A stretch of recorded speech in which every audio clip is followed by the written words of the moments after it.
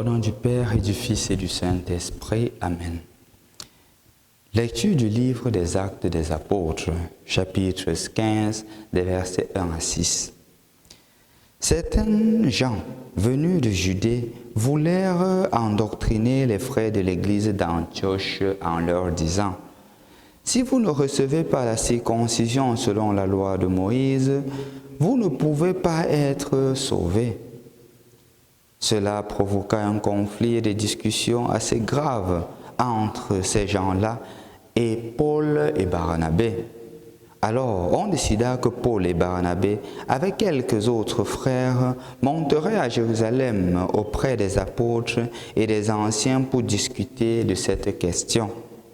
Ils traversèrent la Phénicie et la Samarie en racontant la conversion des païens, ce qui remplissait de joie tous les frères. À leur arrivée à Jérusalem, il fut accueilli par l'Église, les apôtres et les anciens, et ils leur rapportèrent tout ce que Dieu avait fait avec eux.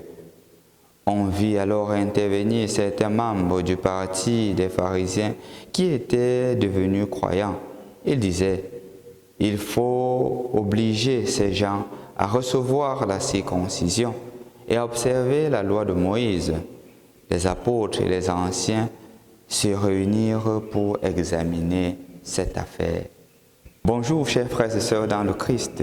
Rendu au mercredi de la 5e semaine du temps de Pâques, les lectures sont davantage une opportunité de redécouvrir comment est-ce qu'on gère les conflits dans une famille. En effet, nous voici à l'ouverture, ou du moins les raisons de l'ouverture du Concile de Jérusalem, le tout premier concile dans notre Église. Et justement, un concile, c'est quoi? Un concile, c'est le rassemblement des leaders de l'Église pour discuter d'un sujet qui justement affecte l'Église, d'un conflit dans l'Église. Et en effet, la raison de ce conflit que nous écoutons aujourd'hui, c'est le fait que des Juifs qui étaient ancrés dans la loi juive et qui étaient justement habités par les lois de Moïse, étaient surpris de constater que des païens qui avaient embrassé le christianisme, devenus chrétiens, n'embrassaient plus la loi juive. Ils outrepassaient justement tous les rites juifs, ils outrepassaient justement tous les rites d'ablution, qui outrepassaient les rites culturels, ils outrepassaient justement même les nourritures à manger. Et en effet, eux, ils n'avaient pas accepté cela. Ils arrivent et ils tiennent cette affirmation: si vous ne suivez pas la loi de Moïse, vous ne pouvez pas être sauvés. Ceci, remarquons, contredit justement ce que Jésus a dit dans Jean: celui qui croira et sera baptisé sera sauvé. Ce qui est mis en exergue ici, c'est justement la loi juive et non le baptême. Remarquons clairement cette contradiction. Pourquoi? Parce que parfois on croit que unité est synonyme d'uniformité. Et justement, ce problème est à examiner par les apôtres. Faut-il nécessairement être juif avant de devenir chrétien, ou on pourrait devenir chrétien sans toutefois être juif? Mon frère, ma soeur, on aura le temps tous ces jours d'approfondir ce concile-là. Mais ce que je voudrais te faire remarquer, c'est se situe à deux niveaux. Le premier niveau, c'est qu'il y a toujours des conflits dans les familles. Et même dans l'église, comme tu peux le constater, il y a des conflits. Mais est-ce que cela voudrait pour autant dire qu'on doit se séparer, on ne doit pas s'entendre, il n'y a pas une autre voie de résolution du conflit? Regarde ce qui se passe. Paul et Barnabé et ces Juifs-là rentrent à Jérusalem pour résoudre le conflit. Comment est-ce que toi tu gères tes conflits? Est-ce que tu te bases aussi sur le Seigneur, sur les leaders de l'Église, sur la parole de Dieu pour gérer les conflits? Ou tu penses que quand il y a conflit, il n'y a plus de solution? Dans la vie familiale, entre vous les époux, entre vous les collègues de service, est-ce que vous vous basez justement sur le Christ pour gérer les conflits?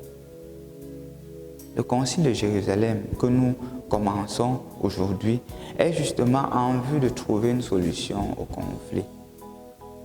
Toi aussi, ne laisse pas les conflits te dominer. Trouve toujours une piste de solution.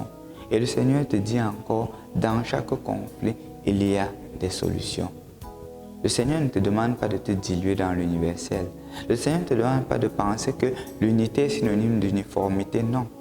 Mais garde ta touche en te laissant aussi conduire. Approche un aîné dans la foi afin qu'il t'aide à résoudre les conflits.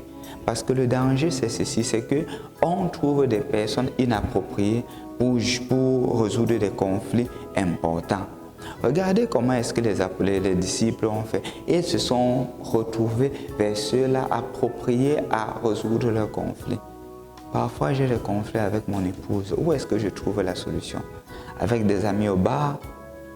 Avec des collègues qui sont infidèles à leurs épouses? Ou je m'en vais dans la communauté chrétienne? Je trouve des personnes qui ont vécu leur vie de couple assez mature, de façon assez mature, qui ont vécu leur vie de couple en s'efforçant à mettre le Christ au centre. Est-ce que c'est vers ceux-là que je me retourne quand il y a des conflits?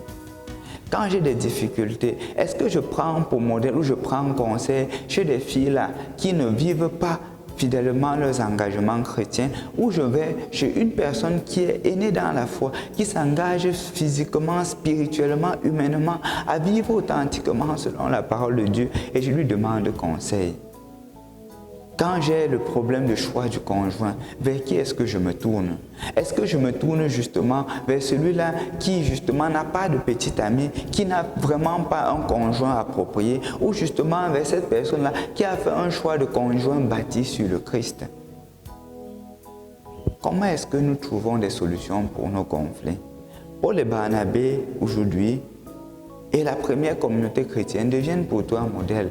La gestion des conflits ne se fonde pas sur des personnes qui ne doivent pas t'aider. Si tu es chrétien, trouve des moyens chrétiens pour gérer tes conflits.